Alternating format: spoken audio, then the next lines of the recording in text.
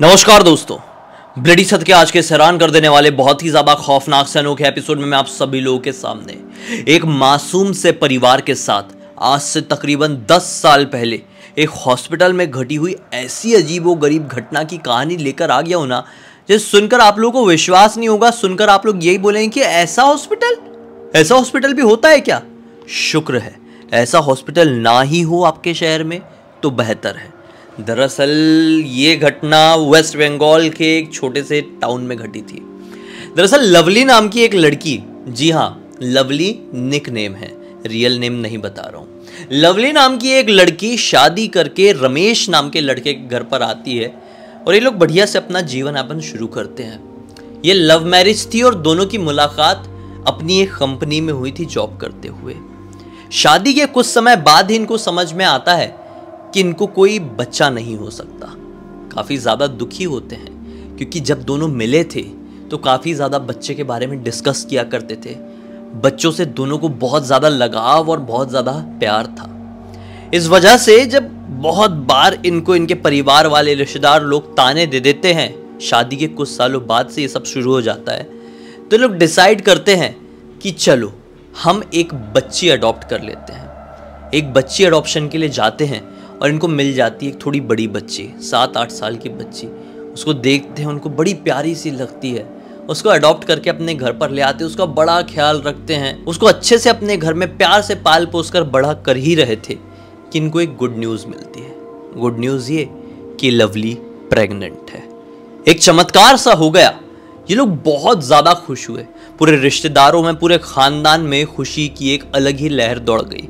जहां पर डॉक्टर्स ने हाथ खड़े कर दिए थे कि लवली कभी भी प्रेग्नेंट नहीं हो सकती, इन लोगों को अपनी खुद की संतान नहीं मिल सकती। अचानक से ये न्यूज़ मिली कि लवली तो प्रेग्नेंट है। भाई ये तो कमाल हो गया। बस ये लोग अपना चेकअप शुरू किए अपने ही घर के पास वाले एक डॉक्टर से। दरअसल इनके घर के पास एक छोटी सी क्लिनिक एक डॉक्टर खोल के बैठता था। वहाँ पर उसकी पत्नी भी बैठती थी। उसके ही देख रेख में इसकी प्रेगनेंसी बढ़ी और लवली की अब 9 महीने की प्रेगनेंसी हो चुकी थी। वो जो डॉक्टर था बाजू में जो रहता था, उसने चेकअप करके ये बताया कि ये प्रेगनेंसी थोड़ी बहुत क्रिटिकल कंडीशन के बाद हुई है, तो जो डिलीवरी है ना, हम लोग नॉर्मल डिलीवरी का वेट नहीं करेंगे, ऑपरेशन से ही करेंगे। अभी जो डॉक्टर का बैकग्राउंड इतना क्लियर नहीं था भाई। ये जो डॉक्टर था और उसकी पत्नी जो डॉक्टरनी थी ना, ये दोनों पैसे खाओ टाइप के थे। डॉक्टर्स ऐसे होते नहीं है अक्सर, लेकिन ये दोनों थे भाई। यहाँ पे इस टाउन में इन लोगों का ये क्लिनिक तो था ही, लेकिन इस टाउन से कुछ ही दूरी पर स्थित एक शहर में ये लोग एक हॉस्पिटल में भी काम करते थे। ये क्लिनिक ये लोग कम समय के लिए खोल के रखते थे, लेकिन ज़्यादा समय ये लोग इस हॉस्पिटल में बिताते थे क्योंकि इनको इस हॉस्पिटल में सैलरी मिलती थी।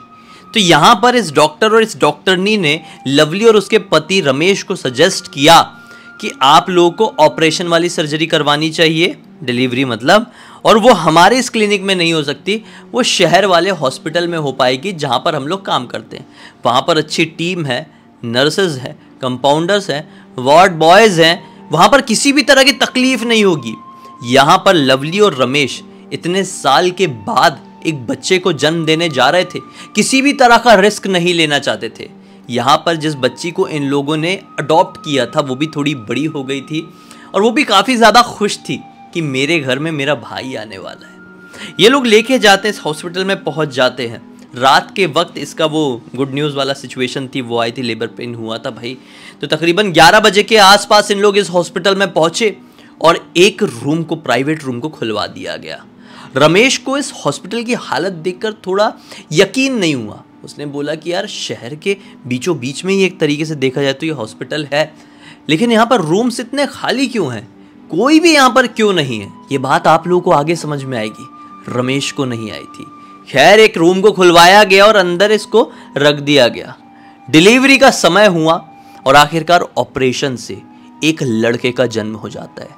अब तक आसपास के जितने भी रिश्तेदार, दोस्त, भाई, बंधु थे वो यहाँ पर पहुँच जाते और सभी लोग बहुत खुश, बेहद खुश कि रमेश, जिसको इतने साल से कोई बच्चा नहीं हो रहा था, इनको एक लड़का हुआ है। तब तो कुछ रिश्तेदार होते हैं ना जो ऐसे निगेटिव सोच वाले, उल्टी सीधी बात करने वाले, घटिया सोच वाले, उनमें से कुछ लोग क्या बोलते हैं कि तुम्हारे घर पे तो लड़का आ गया है, अभी जो लड़की जिसको तुमने गोद लिए थे इसका क्या काम है, इसको छोड़ दो, ले जाओ वहीं छोड़ के जाओ अनाथ आश्रम में। क्या करोगे लड़की को पाल के, क्या फ़र्क पड़ता है, लड़का मिल गया है, तुम्हारा अपना खून।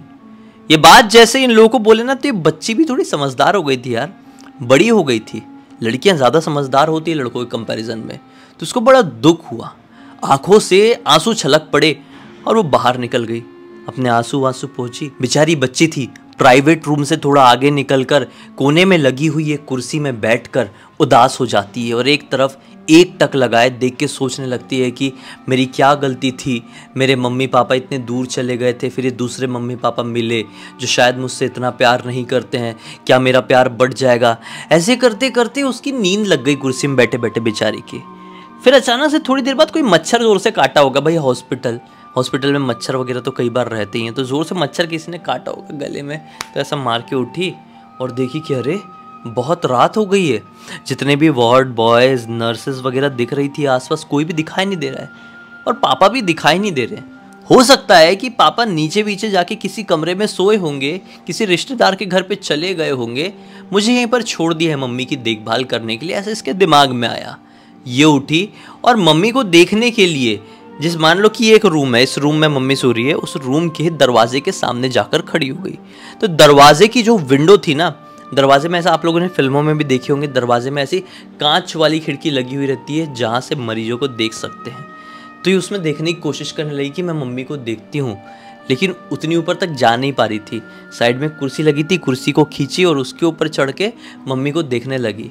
तो बड़े प्यार से मम्मी सो रही थी, इसको अपनी मम्मी के ऊपर बहुत प्यार आया। और साइड में इसका छोटा सा नन्हा सा प्यारा सा भाई भी था, वो भी बढ़िया से सो रहा था। ये देख के उनको बड़े प्यार से खुश हो ही रही थी कि अचानक से इसकी नज़र पड़ती एक परछाई के ऊपर। इस कमरे के अंदर एक परछाई बच्ची को दिखाई दी।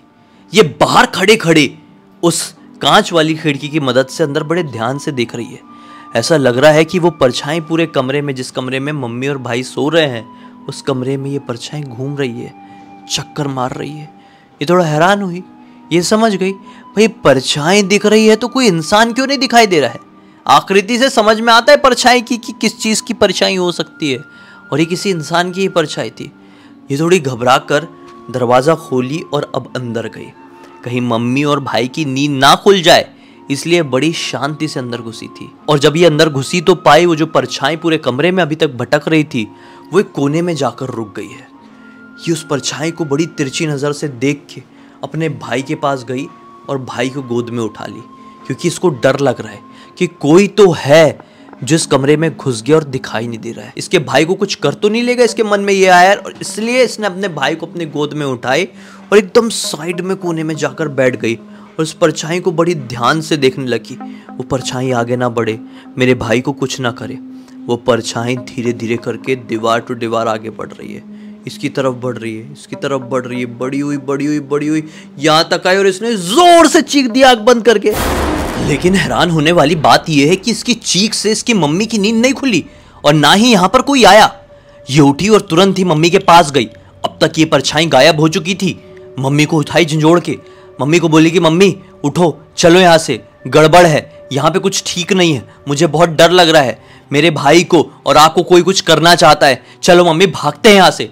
मम्मी बोलती है कि क्या हो गया, तू क्या बात कर रही है, सब कुछ नॉर्मल है। लेकिन ये बार बार यही चीज रिपीट की जा रही थी।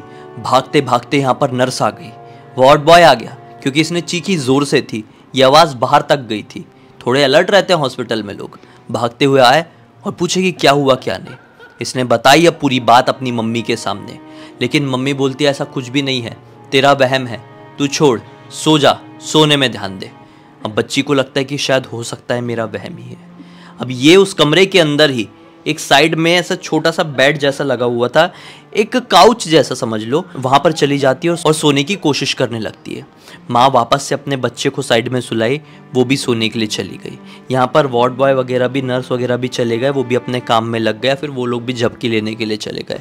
अब लगभग वापस से आधे पौन घंटे बाद इसकी नींद तो डिस्टर्ब्ड, बच्ची की नींद डिस्टर्ब्ड, वापस से नींद खुलती है। अब वापस से नींद खुलती तो क्या पाती है पता है, जहाँ पर मम्मी का बेड है, मान लो ये मम्मी का बेड है, हाँ, तो मम्मी के बेड के जस्ट बाजू में ऐसी एक बड़ी सी स्लाइडिंग लगी हुई थी। उसकी नज़र पड़ती है क्लियर एक औरत में, जो कि स्लाइडिंग के बाहर एक जगह से दूसरी जगह दूसरी जगह से तीसरी जगह ऐसे चल रही है, ऐसे मतलब वहीं पे राउंड मार रही है। ये औरत प्रेग्नेंट थी और हर एक राउंड में अंदर लेटी हुई इसकी मम्मी को यानी कि लवली को घूर घूर कर देख रही थी। बच्ची घबरा गई और फिर से चीखी और इस बार की चीख से इसकी नींद खुल गई।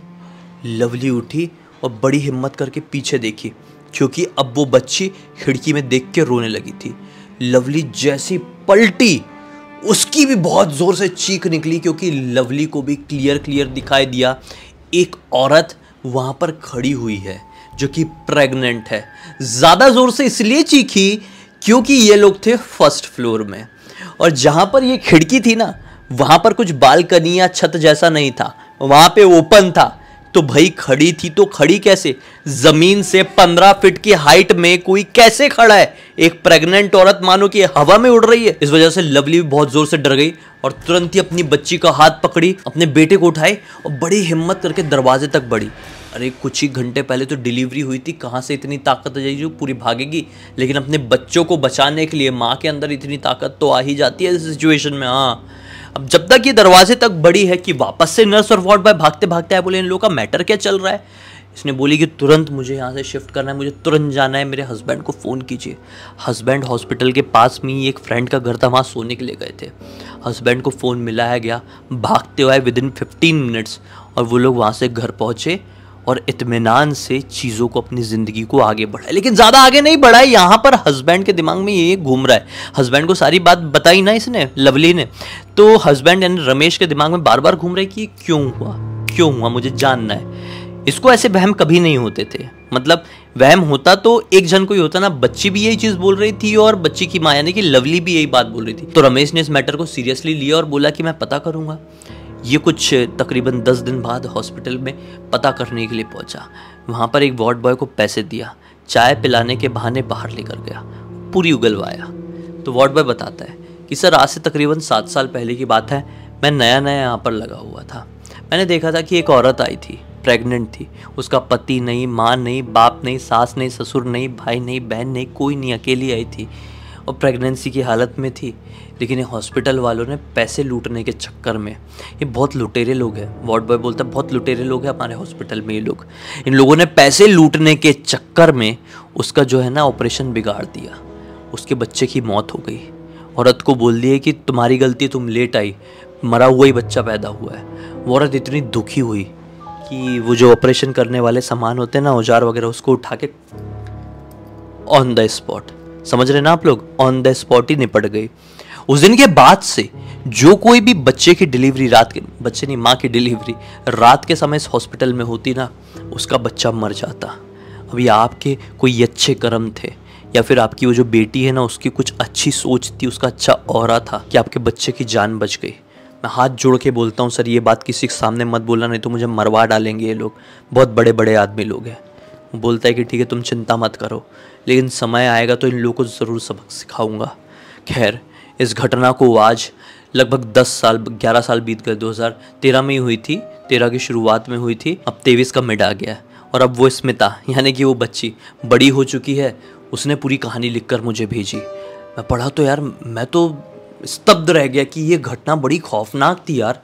स्मिता ने जिस ब्रेवरी से इस घटना का सामना किया, कोई और बच्चा होता, नॉर्मल बच्चा होता, तो वहीं पर पता नहीं उसकी क्या हालत टाइट हो गई होती। लेकिन स्मिता की इस ब्रेवरी को मैं सैल्यूट करता हूँ। खैर दोस्तों, अब तक इस वीडियो को देखे हैं तो लाइक ज़रूर कर देना, चैनल को सब्सक्राइब करके बेल आइकन ऑल के ऑप्शन में क्लिक करना, क्योंकि इसी तरह के हैरान कर देने वाले खौफनाक वीडियोस डेली आप लोग के सामने लेके आते रहता हूँ। इंस्टाग्राम की लिंक इस वीडियो के डिस्क्रिप्शन बॉक्स में मिल जाए, क्लिक करके डायरेक्टली वहाँ पर पहुँच जाना। और इसी तरह की कोई भी कहानी, टॉपिक या जानकारी आप लोग के पास भी है तो लिख भेजना। हो सकता है मेरा अगला वीडियो कल आप लोगों के हिसाब से ही बन रहा हो। तो चलिए कल फिर से मिलते हैं, तब तक के लिए बहुत बहुत धन्यवाद। आप लोगों का दिन शुभ हो।